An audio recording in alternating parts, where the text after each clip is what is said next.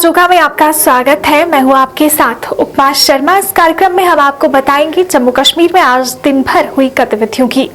तो चलिए शुरुआत करते हैं सबसे पहले जम्मू से आज का लेखा जोखा दे रहे हैं हमारे संवाददाता रवि शर्मा। जिस तरह से जम्मू में लगातार कोरोना वायरस के मामले बढ़ रहे हैं, वहीं लोगों का ये मानना है कि अब समय आ गया है कि जम्मू में एक बार फिर से लॉकडाउन लगाया जाए। आइए देखते हैं जम्मू से हमारे संवाददाता की ये रिपोर्ट। जम्मू संभाग का लेखा जोखा लेकर आपके सामने हाजिर हूं और इस लेखा जोखा में आपको जम्मू संभाग की बात करें तो जो आज की कुछ बड़ी खबरें हैं उस पर विस्तार से जानकारी आपको देंगे। जम्मू संभाग की बात करें तो पूरे जम्मू कश्मीर की तरह जम्मू संभाग में भी कोरोना वायरस के जो पॉजिटिव मामले हैं उनकी लगातार उनमें बढ़ोतरी हो रही है, जिसके बाद प्रशासन तो कड़े कदम उठा रहा है। उसके बाद लोगों की बात करें तो लोग भी जो हैं वो अब कड़े कदम उठाना शुरू कर गए हैं। जिस तरह से व्यापारियों की बात करें तो जिस तरह से कनक मंडी जम्मू की बात करें, ट्रांसपोर्ट नगर की बात करें, वेयर हाउस की बात करें, वहाँ की जो व्यापार मंडल हैं उनके द्वारा ये घोषणा जो है वो की गई है कि आने वाले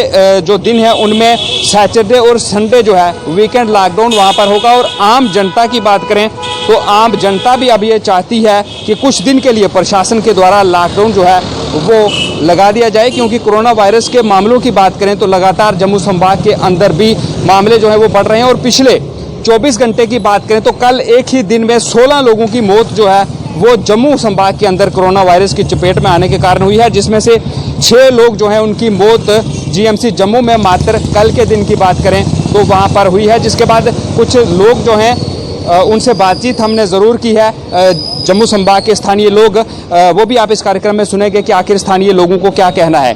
दूसरी बड़ी खबर की बात करें तो दूसरी बड़ी खबर यह है कि कांग्रेस के जो नेशनल स्पोक्स पर्सन है पवन खेड़ा, उनके द्वारा आज जम्मू में एक पत्रकार वार्ता का आयोजन किया गया और इस अवसर पर उनके साथ जम्मू कश्मीर कांग्रेस के अध्यक्ष जीएम मीर भी उपस्थित रहे और साथ ही साथ chief spokes person Ravinder Sharma भी उनके साथ मौजूद थे और कांग्रेस के कई बड़े नेता जो थे जम्मू कश्मीर के वो उनके साथ थे। और इस मौके पर पत्रकारों को संबोधित करते हुए पवन खेड़ा ने ये भारतीय जनता पार्टी की जो केंद्र सरकार है उन पर निशाने साधे और खासकर किसानों के लिए उन्होंने ये कहा कि भारतीय जनता पार्टी की सरकार जो है वो किसानों के लिए जो बिल लेकर आई है उसे वापस लिया जाए, क्योंकि इससे किसानों को नुकसान होगा और भारतीय जनता पार्टी जो है वो अपना फायदा कहीं ना कहीं इस बिल को लेकर देख रही है और किसानों को इससे नुकसान होगा। पवन खेड़ा का इस तरह का कहना था और पवन खेड़ा ने यह भी कहा कि भारतीय जनता पार्टी की सरकार ने जो वादे लोगों के साथ किए थे उन वादों पर भारतीय जनता पार्टी की सरकार जो है वो खरी नहीं उतरी है।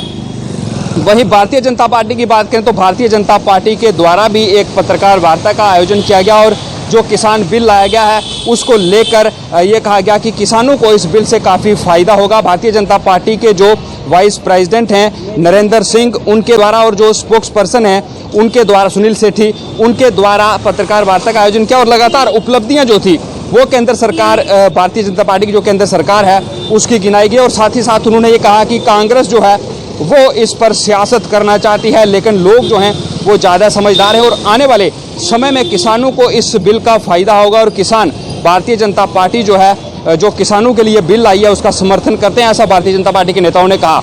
वहीं उसके बाद अगली खबर की तरफ चलें तो कश्मीर घाटी के बडगाम इलाके में बीडीसी चेयरमैन भूपिंदर सिंह की आतंकियों ने कल गोली मारकर हत्या कर दी थी, जिसके बाद आज जम्मू संभाग की बात करें तो जम्मू संभाग में आज गुस्सा जो था वो लोगों में देखने को मिला। जगह जगह श्रद्धांजलि कार्यक्रम जो थे उनका आयोजन किया गया था और भूपिंदर सिंह को श्रद्धांजलि दी गई। आपको बता दें कि कल की ही बात करें तो देर शाम आतंकियों ने उन्हें गोली मार दी थी, जिसके बाद उनकी मौत जो थी वो हो गई थी और आज उनका जो पार्थिव शरीर था वो जम्मू के सैनिक कॉलोनी इलाके में पहुंचा, जहां पर गुस्से में थे लोग काफ़ी, क्योंकि आतंकियों की बात करें तो ये ऐसा पहला मौका नहीं था जब किसी पीआरआई को आतंकियों द्वारा गोली मारकर उनकी हत्या कर दी गई हो। इससे पहले भी कई लोगों की हत्या की गई कश्मीर घाटी में और लगातार प्रशासन और सरकार ये दावे करते रहे कि जो सुरक्षा है उसको सुनिश्चित किया जाएगा।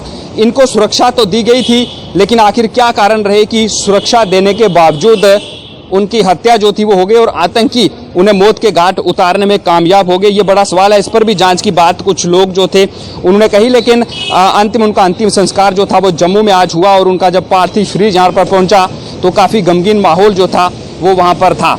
आज का जम्मू संभाग का लेखा जोखा जो है उसमें फिलहाल इतना ही। तो ये थे हमारे संवाददाता रवि शर्मा, जिन्होंने आपको दिया लेखा जोखा जम्मू का।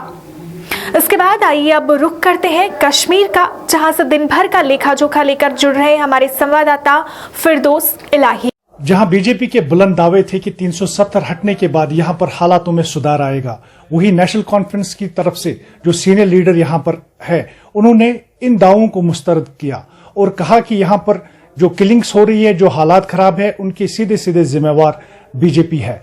और उन्होंने ये भी कहा कि यहां पर जो किलिंग्स हुई, जो हालात अभी खराब बने हुए हैं, क्योंकि आए दिन एनकाउंटर्स, आए दिन लोगों को मारा जा रहा है, उनमें सरपंच, बीडीसी चेयरमैन और पंच को कई एक दिनों से बिल्कुल उसी तरह मारा गया जिस तरह पिछले सालों में मारा गया था।